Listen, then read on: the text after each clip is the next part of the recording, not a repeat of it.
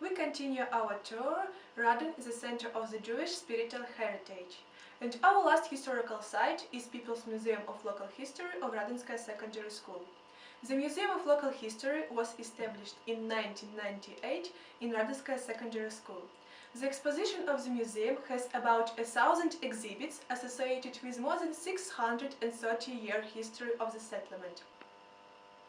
The museum has an exposition whose materials tell about the history of the life of Jews, photographs and pictures from the history, daily life and activities of Radin Jews of the 19th-21st centuries, photocopies of the Acts of the Radin Jews 1649-1792, materials about the life and work of the famous rabbi, Talmudist and writers Hafetz Chaim, the books The Thirsty for Life and the Laws Prohibiting Slander.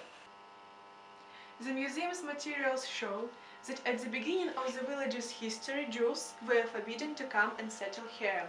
Later, when Radin was granted the Magdeburg Law in 1538, farmers, including Jewish ones, began active cultivation of the surrounding lands, settling and taking root in the village.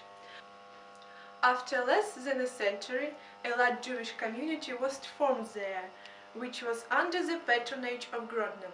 3 decades later, there were 581 officially living Jews in Radin. In 1847, there were 283 Jews in Radin. In 1897, 896. In 1921, about 800 Jews.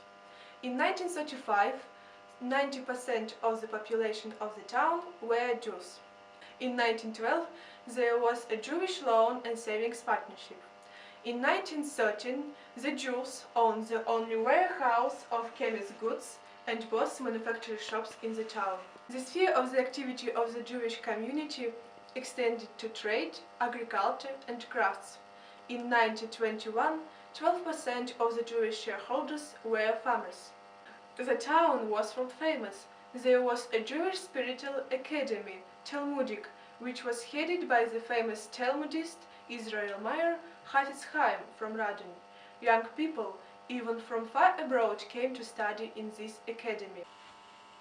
As you can see, our town has a great past, thanks to people of different nationalities that coexisted on the territory of our district during several centuries. Today you have got acquainted with Radin as the center of the Jewish spiritual heritage, and you can see that our town is certainly worth visiting.